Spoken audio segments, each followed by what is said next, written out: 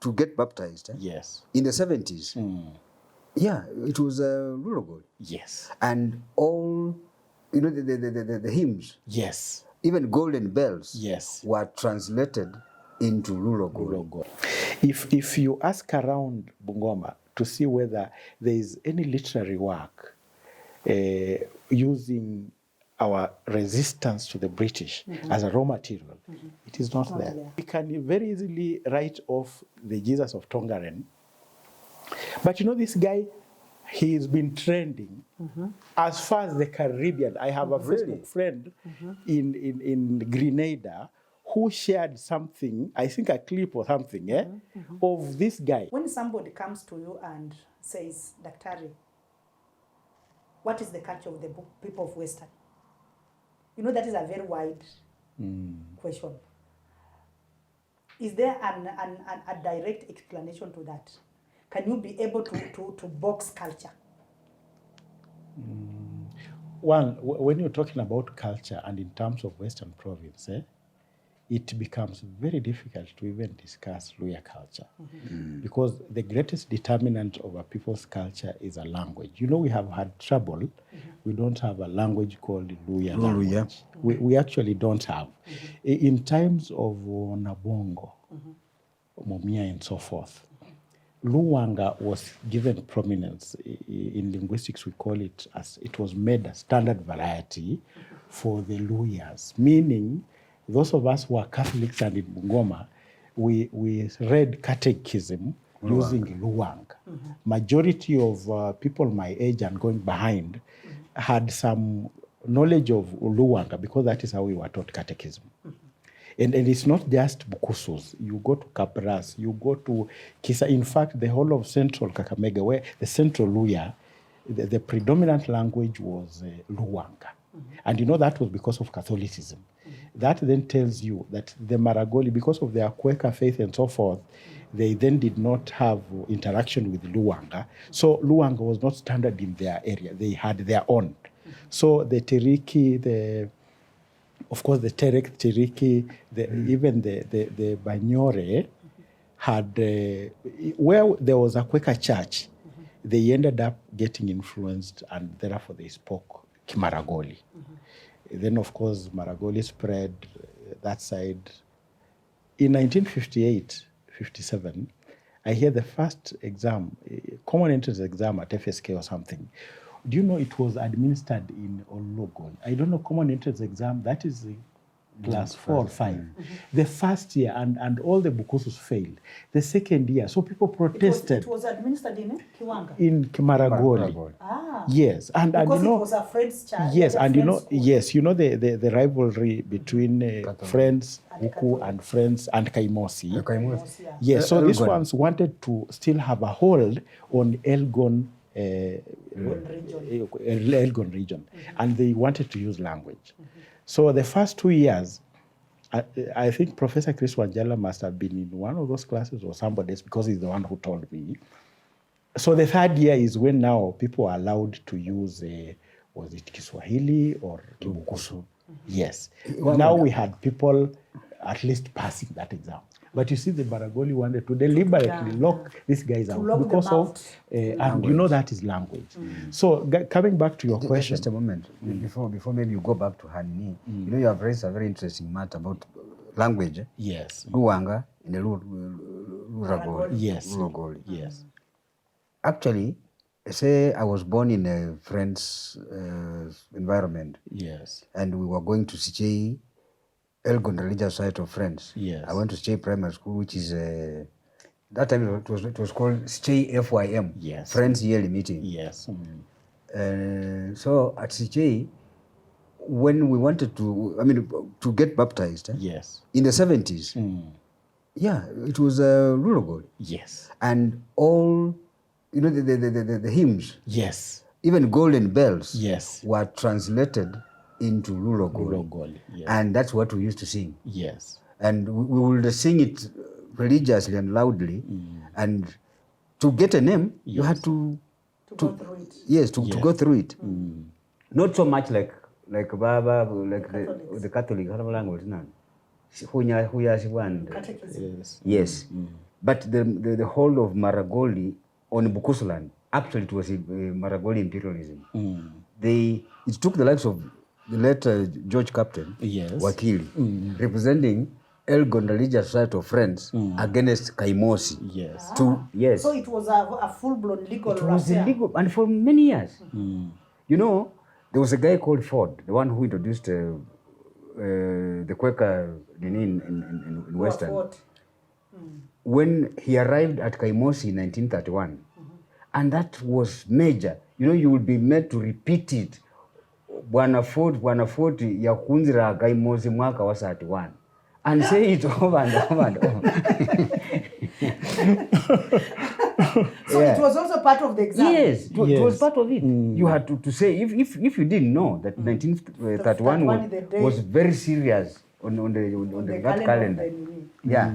So these guys had it until the likes of Captain went to court and they won.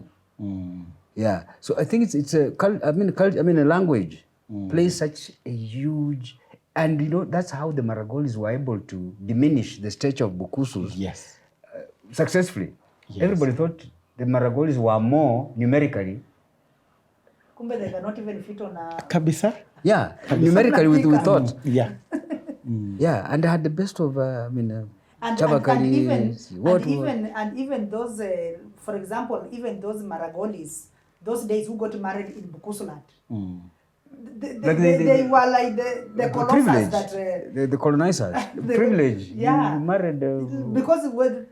Royal. Yeah. They were not your simple women, like it was a privilege for you even to marry Maragoli. And therefore you are talking about culture. It's therefore not very easy to even talk about the culture of Western Province. But we can successfully talk about the cultures of the 18 sub-tribes of the Luya. Because again, there is still contention. How did we even arrive into a conglomeration called Luya of 18 when you consider that Bamasava are closer to the Bukusu in terms of language, in terms of culture, practices, yes, than the Terik. Yes, than the Terik or the Maragoli. So I hear it was a political decision. Oh yeah, sure. So that we can vote together. As a block. So talking about culture, you can only talk about Luya culture. I mean, Bukusu culture. Okay. Talk about the culture of the Cabras. Talk about the Tachoni culture. You know, Tachonis again are very unique. Much as they are related to the Cabras, I hear, linguistically, they are closer to the Cabras than they are to the Bukusus. But you see, their culture is very unique. So you actually cannot discuss Western Province culture. We should discuss the smaller cultures. Makila calls them sub-nations. I want to mention the iconic Makila. Yes. Who in 1978 wrote The People of Bungoma Through Time. Yes. An outline. Yeah. History of Babkus. Really, really something. And I can't find it anywhere. Now, that's the interesting thing. By the way, I was taught by someone called Petskova and Mwangi, the wife to Major Mwangi, the writer of Carcass for Hounds, Going Down River Road. Yes, yes. You know, she tells me the British in the 60s, early 60s, 61, 62, when they discovered that the Africans were going to self-govern, and therefore after internal self-government, what would follow would be litigation for reparations and so forth. They decided that they were going to do away with the records, anything documenting the atrocities, anything documenting perhaps the beautiful culture of these people.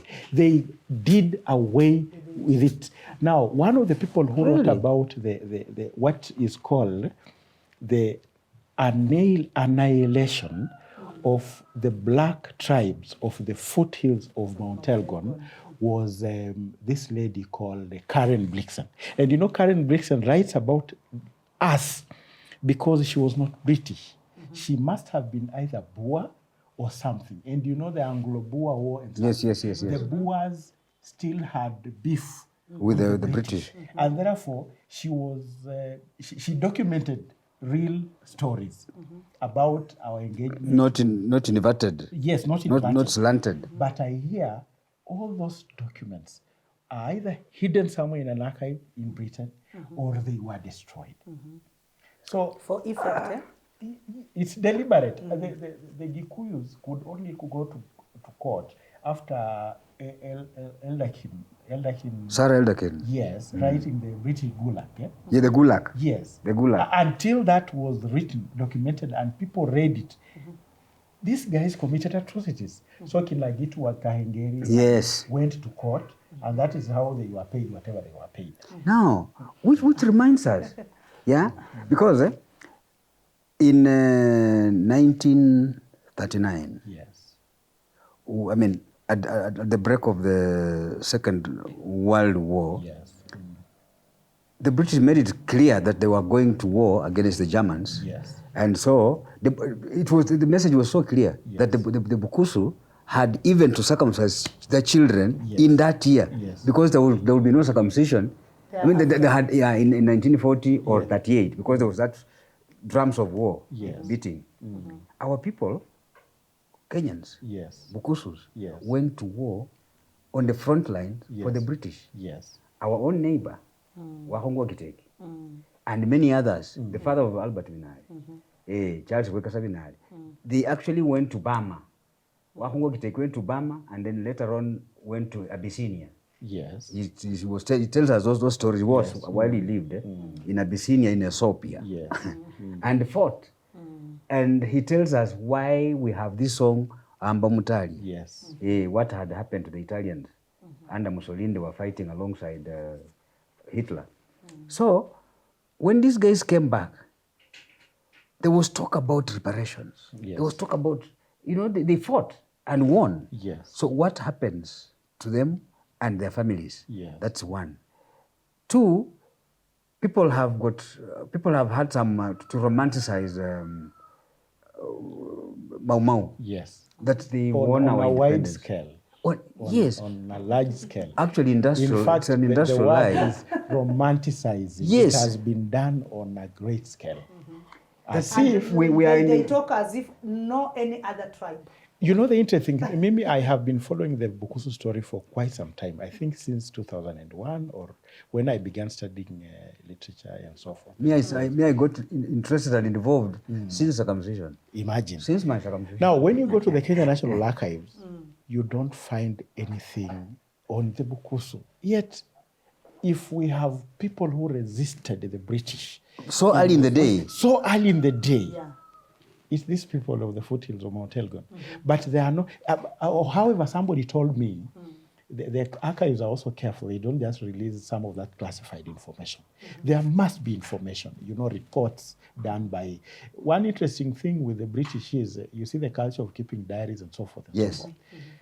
And you see that documents their operations within Bungoma and Mount Elgon, North Rift and so forth. Those things must be hidden somewhere. But when you go there, all that you see are stories of Mau Mau, heroes. Central Kenya, the Abadeas, Mount Kenya, Meru.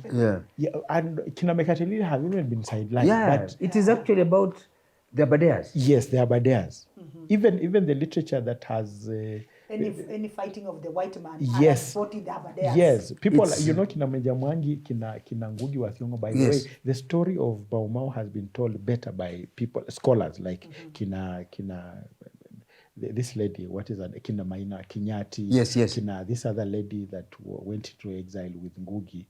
What is her name? I forget her name. But they were recently at the Kenya National Theatre together with Ngugi, Mishere Mugo. Yes, Mishere Mugo. Now, their writings, their literary work has been, the raw material of their literary work is what the Mau Mau did. If you ask around Bungoma to see whether there is any literary work using our resistance to the British as a raw material, it is not there. It's not there. And yet I'm aware, to Kinasaul also had come up with something about reparations for, Bukusu resistance. Yes. And Audrey Whipper, Yes. an American woman, wrote in her book and published, I think, 1975, 78, thereabout. Audrey Whipper, Yes. Rural Rebels. The book Yes. is called Rural Rebels, Yes. which documents the struggles of Dinia Musambwa Yes. and the cult of Mumbo in Kisii. Yes. Yeah, and it is so well done. You read it and you feel like, wow, this girl, she knows what I didn't know, and she documents the Malakisi massacre of 1948. Yes. Yes, where I was involved personally. Yeah, through my father. Yeah. That's interesting. My father, and very many people from Your father Chwele, was by the way, carrying you on the his people Yes. who died in Malakisi, majority of them were Batu Kwika who are Chwele. You know, Batu Kwika have had this thing about resistance for very many years. Then again, you see they were the iron workers, they are the custodians of culture, they are the griots of Bukusu culture. Yes, they were the seers, the soothsayers. Yes, the soothsayers and so forth. So they were really involved in Malakisi. Yes, yes. Yeah, why Malakisi is key. Why Malakisi happened. Yeah, because we're talking about 1978. The birth of Dinia Musambwa. Yes. And in fact, he was not even the pioneer. Yes. He was not even the founder, Elijah Masini. No. He took it, he grabbed it, the way we grabbed, he took it and owned it. So, the war songs that were being sung, I remember because I was when when my father would sing to us after he had had a drink. Why some sneer against the white man. Omusungu nahuranga mupe kumukongo. Yes. Nelija nahuranga kimachimbe. Yes. Omusungu nahuranga mupe kumukongo. Omusungu nahuranga mupe kumukongo masinde hulile mungo. Elija nahuranga timachimbilo. We will That's sing. beautiful. Yes. We will sing and really feel nice Yes. in the evenings. So this defiance Yes. of the Bukusu, this defiance, people said, we're going to tell them this Muzungu on such and such a date at Malakisi. And why Malakisi? Yes. Malakisi, that's where we beat the tezo Yes. and ate a dog with them. Yes. Let us go there. People went. They will see us. What have you? That is very interesting. Recently, some guy wrote, he's a friend on Facebook, and he was like, what is it with these people of Bungoma? They had Elijah Masinde. They had Jehovah Wanyonyi. They have now Jesus of Tongaren. Before Jesus, there's another one, Upper Nandoli. I don't know what his name is. Now, these guys are always giving us prophets, gods. They are not starting today. How come other communities in Western Province are never coming up with their own prophets? Such daring. Yes. And to declare themselves God. We can very easily write off the Jesus of Tongaren.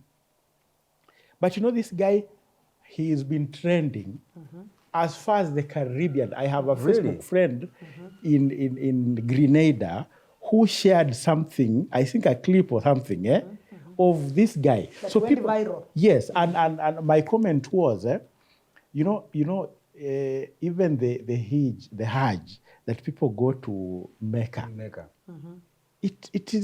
Of course it is extraordinary, but it must have started just like what we have in Tongarena this time. Muhammad was a human being like any other person. Then, of course, I hope that is not blasphemy and so forth. I'm sorry for that. I should not be saying that. But there must be a reason why these guys are always spanning such kind of tales, stories, and they really become very big stories. Because how many of us are able to convince our wives to even believe that we are saints? It's not try running for a parliamentary seat. Your wife... dismiss you. The first one to dismiss you will be your wife. But this guy with a KCPE certificate alone has convinced a whole people. I have seen old men in that church. The wife is saying she's Bikira Maria or something. That's not ordinary. So again, of course, we are discussing culture, and we're still coming back to culture. One thing that the British did was to, I forget the term, but it has been deliberate to desecrate shrines, ways of life that would make people be a people. Do you know, since I hear the British would take herds of cattle from as far back as 1914 to feed soldiers. They would abduct people here, then using mercenaries from whether Sudan or wherever, the Wanga and so forth, and come get cattle from here. It also happened in 1939 that their soldiers were fed whatever meat that they were being fed was from Bukusuland. By the way, we had great herds of cattle.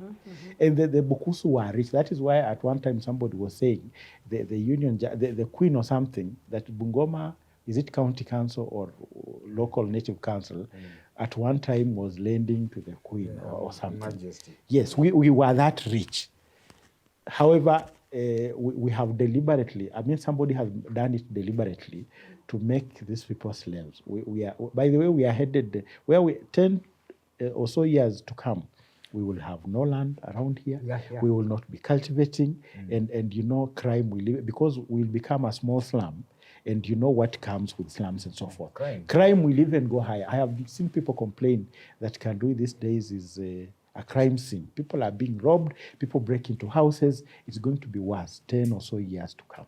Now, one other question we have never talked about is the land question. You know, when these people move the Bukusu from the White Highlands to Kitosh, the African reserves, sesefly infested, no water, disease infested, and so forth, and now they abandon lands wherever, and there is independence, and after independence, they are now told to go buy the same land that belonged to them. Not very many people were in a position to buy that land. Then again, you see that land was to be bought on loan. That's why up to this time I hear old men are still owing EAZZY, they are still owing, I don't know which other organizations. Meaning people do not even have title to the land they claim to own. Yes. So, you know, Malema is always talking about what is it called? Expropriation or something. They are saying independence will only come to South Africa if land gets back to the blacks. We should be pursuing the same case if we are careful.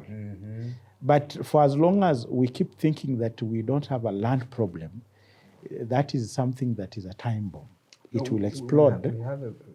I read somewhere on Facebook, somebody was writing, actually the guy from Mumias, yes, was saying, this balkanization, I mean, this subdivision of land into small things. Yes. And then you have about quarter an acre. Yes. But you think CDF, yes, you can do business with CDF. How do you do business with CDF when you are a small timer in the village? Yes. You bake bricks. That is remove your topsoil. That was Ted Malanda. I also read the same. You read, eh? Yeah, I read Ted it. Malanda was my classmate. Oh, great. At Kakamega also Peters. Oh, yes. Yeah. So what we left with very poor soils and very kidogo. Yes. So a time bomb. It's a time bomb. It's a time bomb. Yeah. Yes. So the final, you will give evidence. Say this I did, blah blah blah. I didn't do. But the final will be to give you a broom. Yes. See you. Yes. The court clerk will administer now the oath. Yes. And repeat these words behind me. If I didn't do this, then may I also find myself in this grave. 2 nights later, Marishana started itching. She's also getting a wound. Itching and itching. By morning, Marishana was dead. Yeah. That is how serious an oath was.